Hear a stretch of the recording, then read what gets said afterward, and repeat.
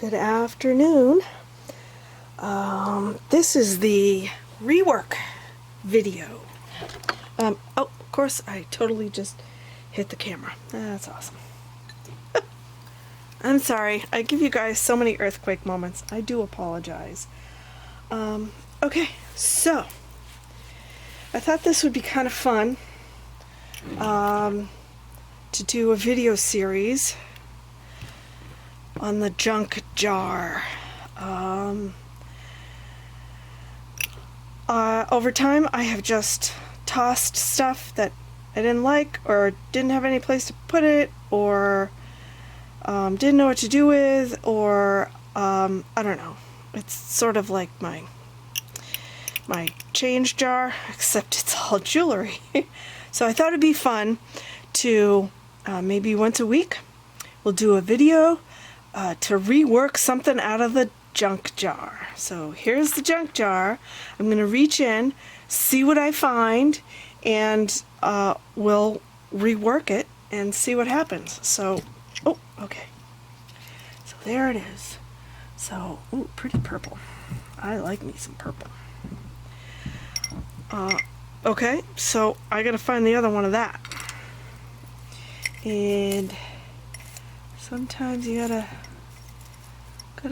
dig, because it really is a junk jar. And where is it? It must be in here. It's gotta be. Ooh, stuff's falling out. Oh, that's hocus pocus, everybody. Oh, I think I see it. Oh, okay, there it is. Alright, and the rest of the junk goes back in the jar. And we'll save that for another video. Okay.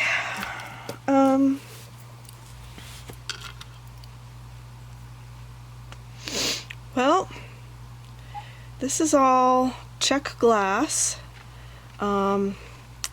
It's a purple base with a copper AB finish, glazed finish on it. They're really pretty, but I don't like the ear wires much, maybe because I just don't like that wire. And this must have been something very early on that I did, because you don't ever end a piece with just a loop at the bottom. It's just not a finished and professional way to do it. So, one thing, I want to change out the wire, that's for sure. The design itself, I don't hate. I think that's pretty good. But I would add another little something beneath here to give it a more finished appearance. I did this on loop links, but I don't really like the way it's sitting. So for earrings, I prefer to do wrapped links. So we'll probably do that. So this piece is just going to get snipped apart right off the bat. I can tell you that. And we'll just rework it. And we'll take that component off. And take that component off. Now when you're snipping your wires off a bead, you want to be really careful. If you're working with glass or ceramic or gemstone or anything, you want to be careful how you snip it. You don't want to damage your bead. The bead is still perfectly good. It was just the layout I was not happy with. Look at that one, I have barely any room. It's always good. I always have a little, I just use this little mini pie dish as my metal snippings, my junk tray. All goes in here, and then I just empty it every once in a while. I have another one over there that's full of bead soup, and I'll show you what bead soup is someday. Maybe we'll do a video on bead soup and what you can do with, say it with me, bead soup. If you watch my videos long enough, you will find that I crack myself up a lot. Because, you know, if you can't laugh at yourself, right?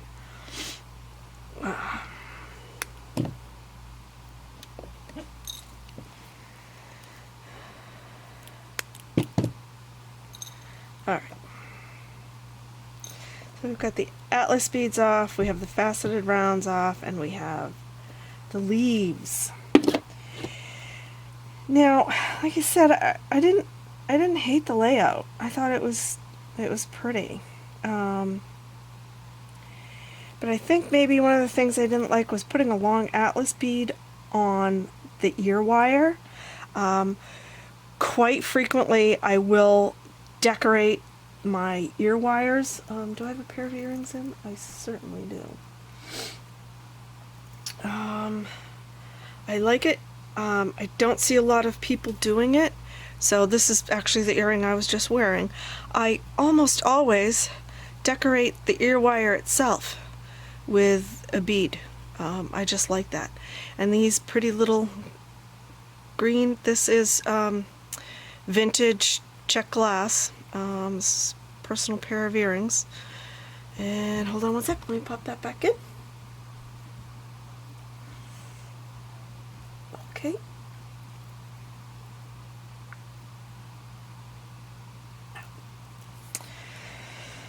Alright,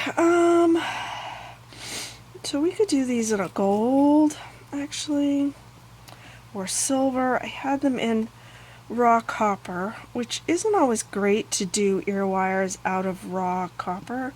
So let me see if I have some copper artistic wire, and I think we'll stick with the copper color because these have that copper glazed finish to them. Or you could do gold. Gold would look really pretty with that too. I don't know that I would do silver because this is a little on the warm side, but you could. There's not really any rules. Alright, hold on a second. Let me see if I have any copper artistic wire. And I do. Ooh. Let's have some purple. So, this is just an artistic wire. I have a nice copper color artistic wire here. It's 20 gauge. I also have purple. Yeah. Now, for whatever reason, I feel like, and this is literally artistic wire, I feel like their colors they don't work harden as much, so I don't think I would use it as the ear wire. You can, but if you're going to sell them, they bend. It's really soft metal. It's really, really soft, and it stays pretty soft. So we could use the purple for the hanging bits, the component, and then use this as the ear wires. And even that's a little soft, but it will do.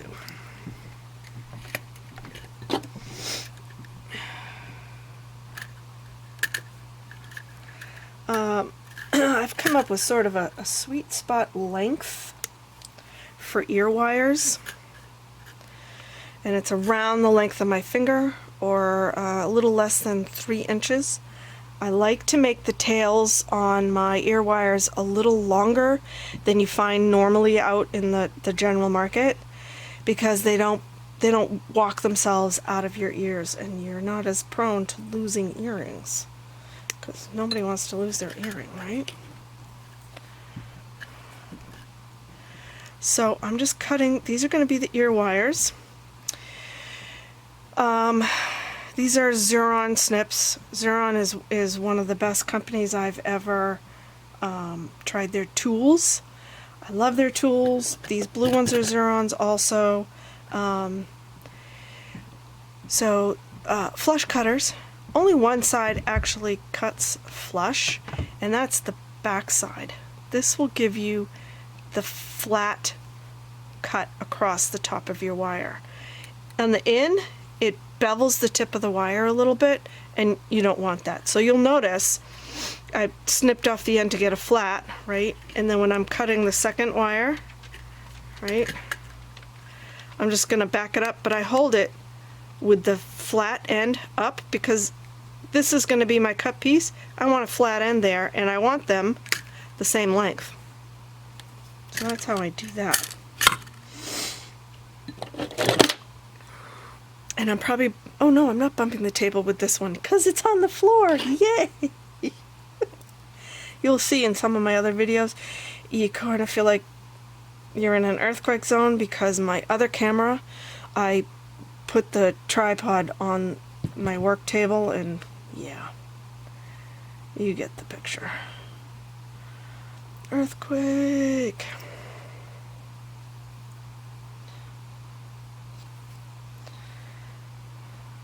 That's the bottom loop. That's what the earring component itself will hang from. So I use the smallest one on my bail making pliers.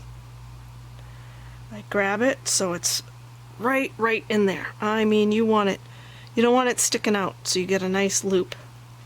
I go all the way around with it. I come back up and I close it so it's touching. I want the end of the loop touching the wire.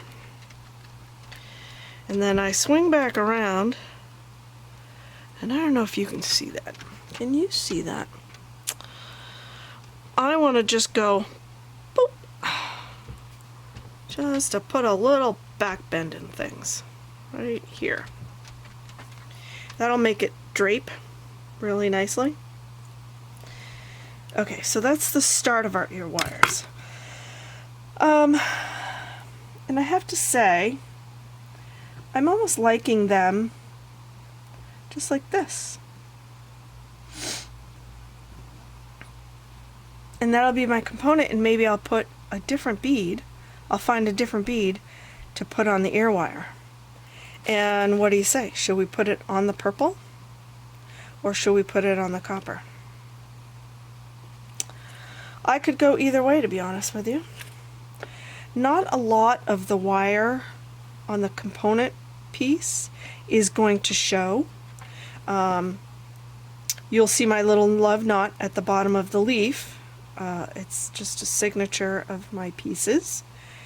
But that's probably about the only purple you'll see. And then I'll make a little wrap and a loop at the top here, and you'll see that. That might be kind of interesting. We'll do that, because you know what? If I don't really like it, it can go back into the junk jar and we can revisit it again. Oh, that's kind of long, so we'll do that. And I always spool my wire out a little bit, and I run it through my fingers a few times, because all of these wires have a copper core.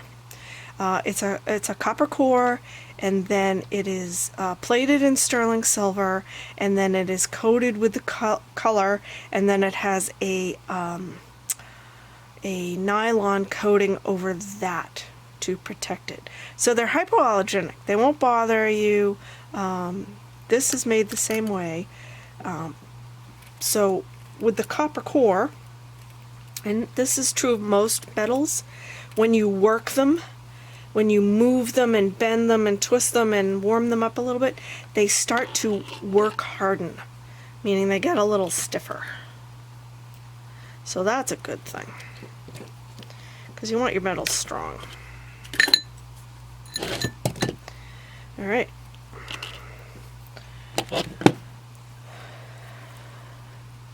Now I'm pretty sure you can see what I'm doing. I do hope so. So I'm going to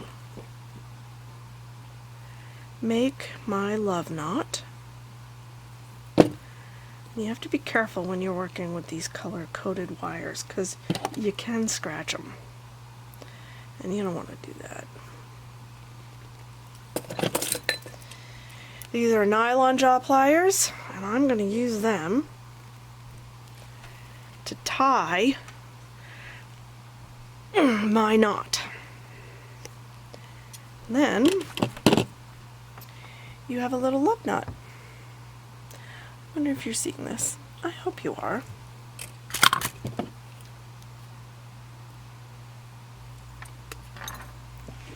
So that's one.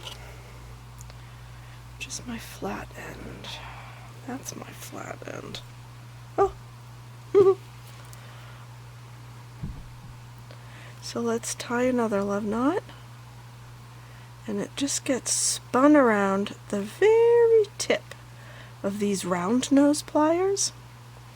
I put it up the very, very tip of the round nose, and I spin it around, and I make a little circle.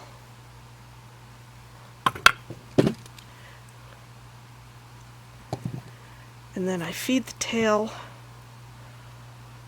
through the end. This is great to do when you don't have any head pins. If you find you run out,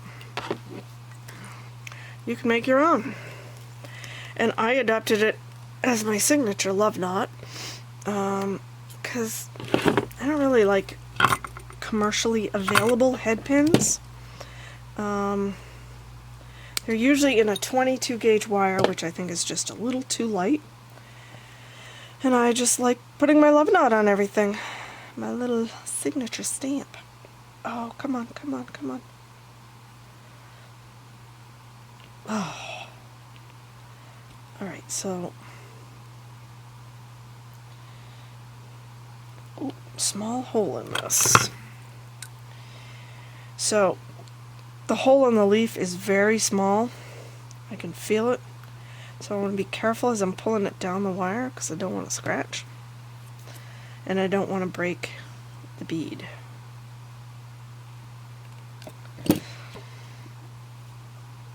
It's all the way down. We'll put that on. And we'll put the atlas bead on. Ooh, ooh, come on. You want to go on. You know you do. There we go.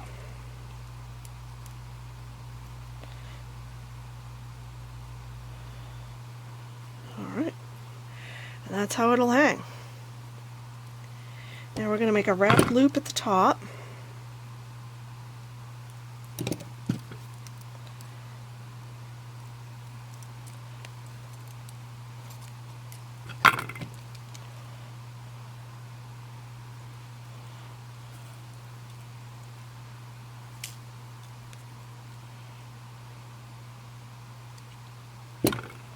Right.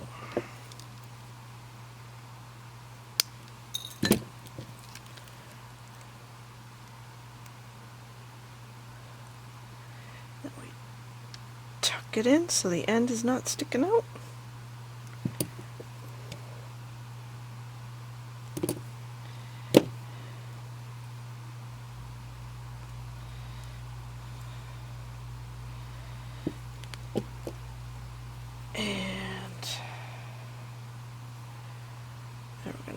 We're going to open up the loop on the end of the earring,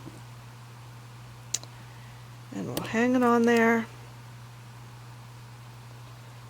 and we'll close that back up. Whenever you're opening loops, don't ever open them this way. You always want to take a loop and open it and twist it open so it opens this way, not this way. Okay?